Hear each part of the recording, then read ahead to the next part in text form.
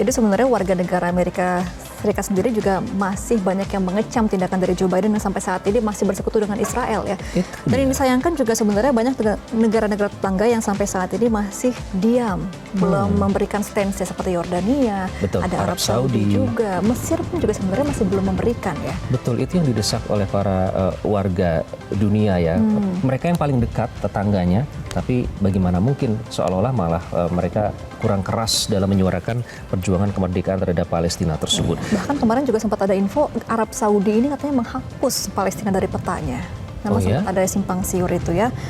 Jadi makanya dipertanyakan kira-kira stance dari Arab Saudi ini seperti apa kepada Palestina? Sebenarnya tidak terlalu mengejutkan karena seperti kita ketahui beberapa waktu yang lalu ada muncul percakapan atau wawancara dengan Prince Mohammed bin Salman yang menyatakan pada saat itu dia ditanya bagaimana dengan normalisasi dengan Israel. Ia menyatakan we are close, itu artinya sudah dekat. Itulah yang mengejutkan publik bagaimana mungkin negara Arab terfikir untuk melakukan normalisasi dengan negara Israel yang sudah jelas-jelas melakukan kejahatan kemanusiaan. Bahkan lembaga sekelas International Court of Justice, International Criminal Court itu sudah mengeluarkan resolusi yang pertama sudah mendesak penangkapan Benjamin Netanyahu. Yang kedua juga bahkan yang terkini Israel sudah dimasukkan dalam blacklist negara-negara yang memalukan karena telah melakukan kejahatan kemanusiaan terhadap anak-anak. Iya, dan sampai saat ini juga Indonesia masih upaya untuk mendukung ya Palestina. Betul. Seperti di gelombang aksi bela Palestina juga terus terjadi seperti pada minggu tadi di Kota Palembang, Sumatera Selatan, peserta aksi geram karena sudah 8 bulan atau sejak Oktober 2023 Israel melakukan agresi militernya dan sudah 30.000 lebih jiwa meninggal dunia.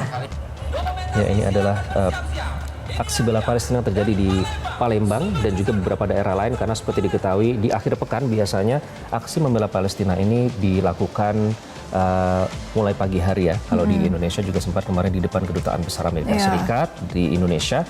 Nah, itu juga terjadi di Palembang, Sumatera Selatan. Kita akan dengarkan mengapa mereka masih mau turun untuk memperjuangkan kemerdekaan Palestina berikut ini. Adalah menuntut agar Israel menghentikan penyerangan agresi militer mereka, bahkan ini sudah genocide ya, sudah pembunuhan yang brutal dan massal, dan kita menghendaki kemerdekaan untuk saudara-saudara kita di Palestina, dan kita mendesak semua pihak yang berhubungan untuk kemerdekaan Palestina ini agar bahu-membahu mendukung dan memberikan sokongannya agar kemudian negara Palestina ini bisa merdeka. Nah, tadi membahas mengenai ada berita Arab Saudi menghapus Palestina dari peta. Ini Amit-amit dilansir ya, dilansir dari berita di New Arab yang mengatakan bahwa ada buku kurikulum Arab Saudi terbaru menunjukkan perubahan signifikan pada buku teks dari tahun ajaran sebelumnya.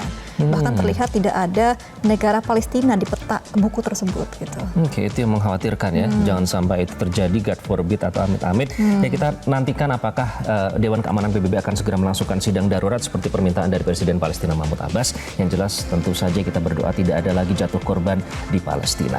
Dan kami akan kembali sesaat lagi pemirsa di Newsline dengan informasi khas Newsline lainnya. Tetaplah bersama kami di Metro TV.